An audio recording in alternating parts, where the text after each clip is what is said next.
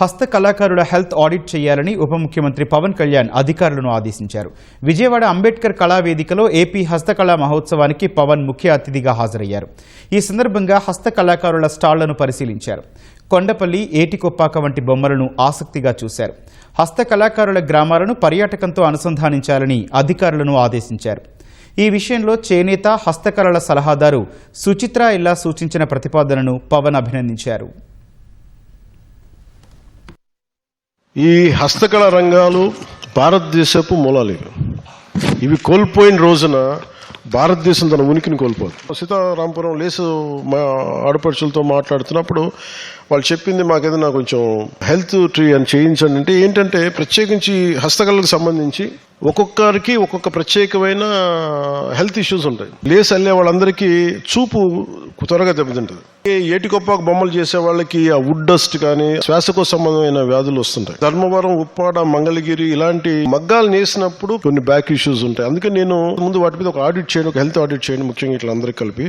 So ముందు సీతారాంపురం తోటి మేము అది స్టార్ట్ చేస్తున్నాం. కంటి పరీక్షలు చేయించే ముందు చూపు సన్నగిలుతోంది, ఇబ్బందిగా ఉంది అనటానికి ముందు ఒక హెల్త్ టెస్ట్ చేయించి తద్వారా ఏమేం చేయాలి, దీన్ని మిగతా వాళ్ళు కూడా ఎలాగ అన్ని హస్తకళ రంగాలకు దీన్ని అప్లై చేయాలని దాని మీద మీకు త్వరలో మేము ముందుకు తీసుకొస్తాం.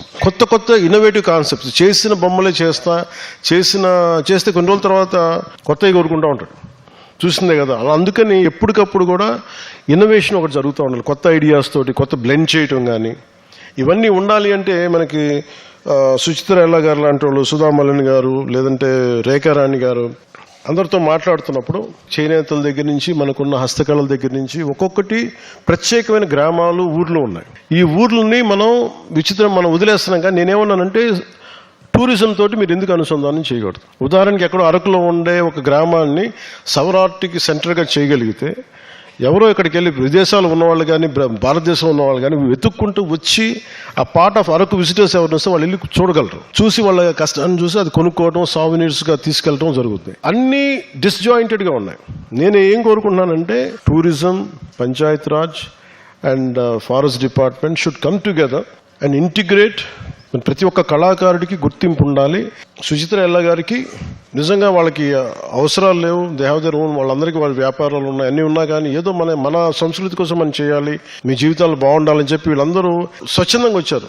ఇలాంటిది మీరు ఎవరు వచ్చినా సరే మీరందరూ కూడా డిప్యూటీ సీఎం ఆఫీస్కి మీరు రీచ్ అవ్వచ్చు. సోదరి సవిత గారికి మేమందరం కూడా క్యాబినెట్లో కూర్చున్నప్పుడు ఖచ్చితంగా ఇది ప్రత్యేకించి దీన్ని ఇలాంటి సమస్యలను కానీ నేను క్యాబినెట్లో ప్రస్తావించి వోకల్ ఫర్ లోకల్ మాత్రమే కాదు, లోకల్ టు గ్లోబల్ లక్ష్యంతో ఆంధ్రప్రదేశ్ హస్తకళను ప్రపంచం నలుమూలకి తీసుకెళ్దాం.